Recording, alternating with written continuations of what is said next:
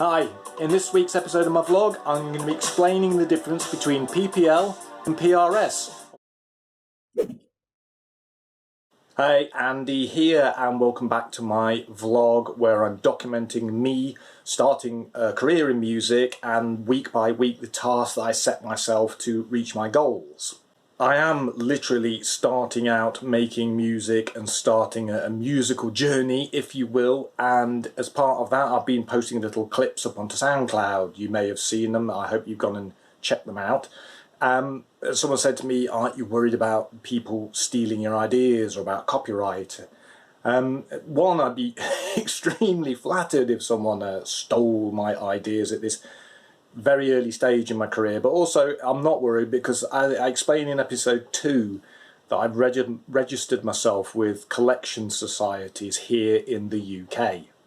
Now the issue of copyright is a thorny one for anybody who's starting out creating music. If you're a solo musician, producer, you know, how do you protect your work, but also how do you monetize it at a very early stage? Now obviously you can go down the whole route of releasing onto Spotify and the other DSPs and you'll get your money back from them, but there's also various rights involved in your music which you are eligible for.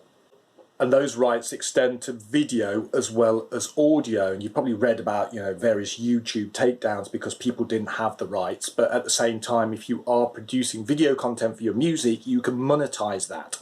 The secret to all this, with monetizing both your audio and your video beyond what Spotify or YouTube pay out, is the ISRC, which is the International Standard Recording Code. And it's a little digital fingerprint that you can embed in audio or video that tracks your music and your video across the interwebs. So how do you get an ISRC code? I'm based in the UK, so the collection societies I'm going to name are specific to the UK, but that doesn't negate the fact that you should have an ISRC code embedded in any audio you release. This will help it to be tracked round the interwebs. And we're talking about two different rights here. There's the compositional right, so when you create a tune, you write it, or you write lyrics, or you're the composer of a soundtrack, for instance, and that composition is played live or on the radio, then you are due a royalty as the composer for that. And to do that, you register with a PRO such as the PRS for music here in the UK. The other right is the right of the holder of the sound recording, so say a record company. When they create the sound recording and then it's played on the radio or featured on the TV, film or in cinema, then there is a right attached to that they can get paid for. Here in the UK, that sound recording right is administered by PPL, who also issue ISRC codes. Now, in the UK, joining PRS as a writer is currently £100, and you can see all the details on the website on how to do that. Joining PPL is free, and this means that you can then get the stems, which is a little 5-digit code you need to then make your own ISRC codes to embed into your audio or video. Registering for PPL is also important for non-compositional performers such as drummers or session musicians. It's important for drummers because there's no compositional right in a drum beat. You can't register a drum beat, you know, that you wrote a drum beat. So you're not going to get any money off the performance right when a song you've recorded is played live. However, if you've registered with PPL, when it gets played out on the radio or on TV or on a film advert, wherever, you will get the right of your performance on a sound recording.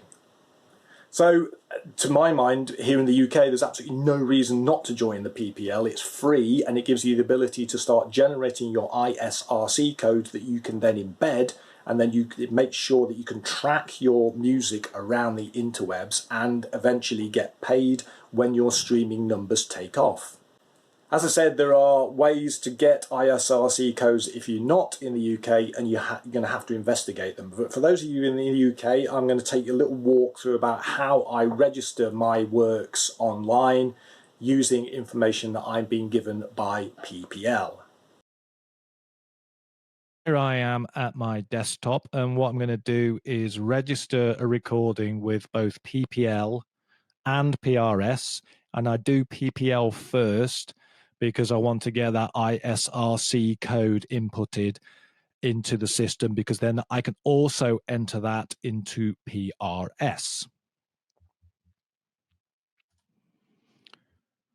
So this is the PPL page for my account, and when I registered it, I also got the stems for my ISRC codes, which is the first 5 digits of the ISRC code.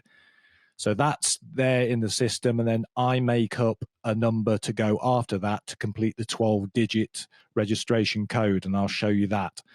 So you have the choice of registering recording or registering release. You have to register the recording before you register the release. So if you've done an album, you're going to have to go through this 12 times and then another 12 times to get the whole thing done. It's just beyond tedious.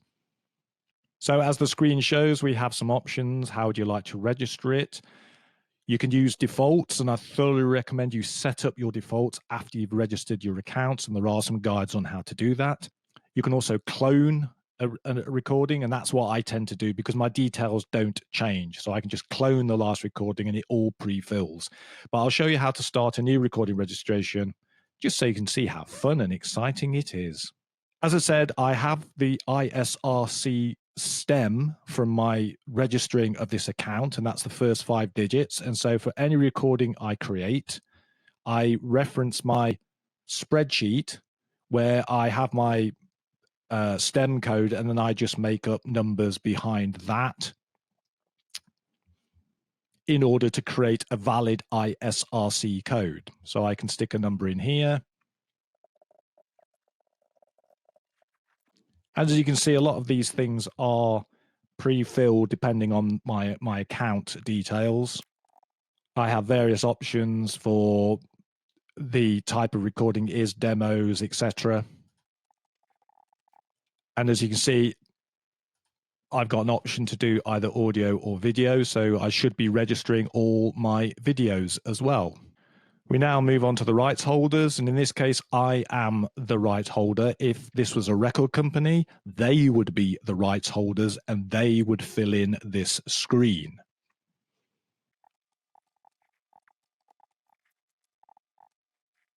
These are the details about the actual recording itself. And importantly, you can enter your publisher information here, although this is not registering the compositional right of the recording.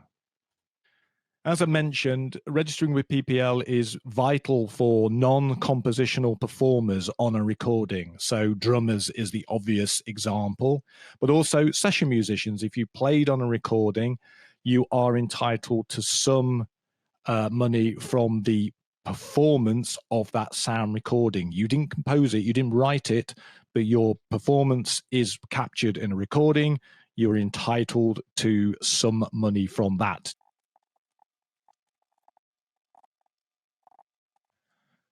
And so this is the screen where other performers, feature performers and non-feature performers, perhaps studio engineers and other studio personnel, if it's important that they perhaps get a royalty for the performance of the recorded work, that would all be registered here.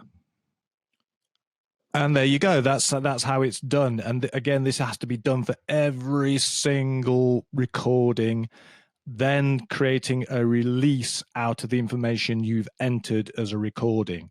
Now, I do this just to get in the habit of doing it.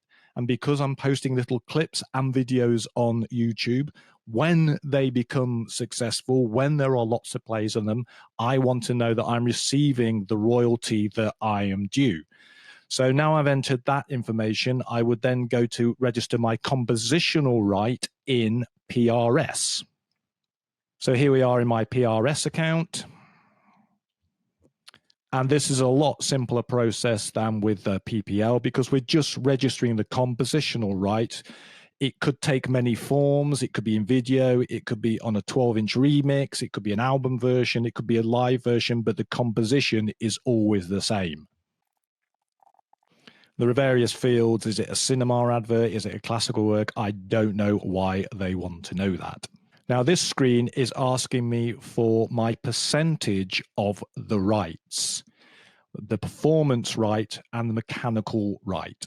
The mechanical right is the right for someone to reproduce my composition in mechanical form. In the old days, vinyl, then CD, and now in streams. I am a solo performer, so I own 100% of the performance right. I wrote the song alone.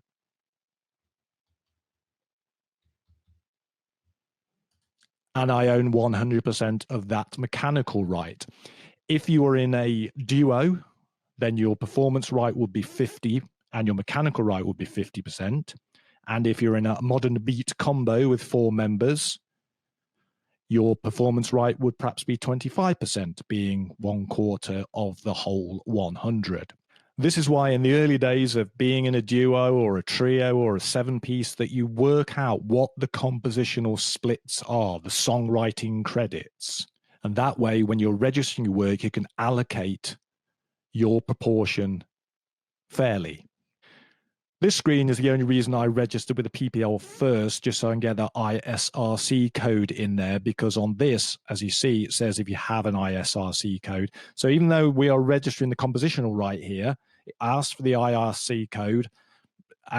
Just, you know, I suppose it's a double cross-checking kind of thing. And so you can enter something there, and then that will be registered with PRS for music as well. And so there you go. That's the information. That's what would then be transmitted to PRS. So I've registered the compositional right. Having done that, I would then move to Soundcloud, where I perhaps uploaded a track. And here's one I uploaded earlier. And then we got our tab for metadata.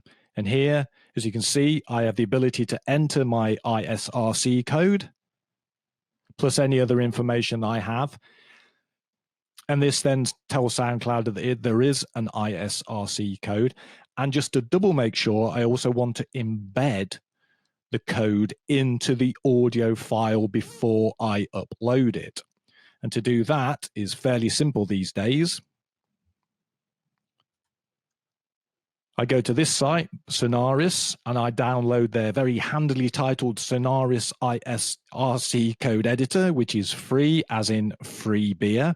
And that enables me to actually embed an ISRC code into the audio file before I upload it. So once I've downloaded the program, I can open it up, and it'll ask me to open up a WAV file and to choose one that we're going to embed the code in. And then I enter my code into here. And once I've done that, I hit save, and it will overwrite it if I wish. So I now got that ISRC code actually embedded into the audio file. I can then go back to SoundCloud when I'm uploading and make sure that that code matches what I've uploaded, and then we're all good. Not only is the metadata supporting the ISRC code, but it's actually in the audio file as well. So there you go. How tedious is that every time you want to release a piece of music? But it's well worth it. You're protecting your asset for the future, even at this early stage of releasing demos or 1-minute clips onto SoundCloud and YouTube. That no one can take that away from me, that that's my composition, that's my audio file.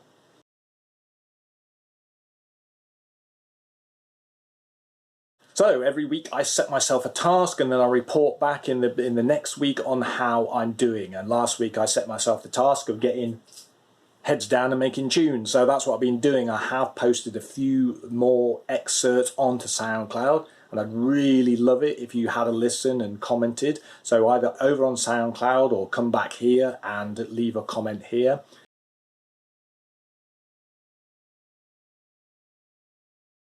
This week's task is more of the same. I really need to get music finished. I've got a tentative release date of Friday the 25th of September, and I'm going all out to do that. So there you go. I hope you've enjoyed what you've seen so far, and I'd really like you to subscribe to the channel if you do like what you've seen. So you can click or tap the little subscribe button there, and you can watch other videos that I've done by clicking and tapping and scrolling and swiping and all that good stuff, the little squares on the screen there. So I hope you have a really good week. I'm going to go off and get some more tunes done, and I'll see you soon.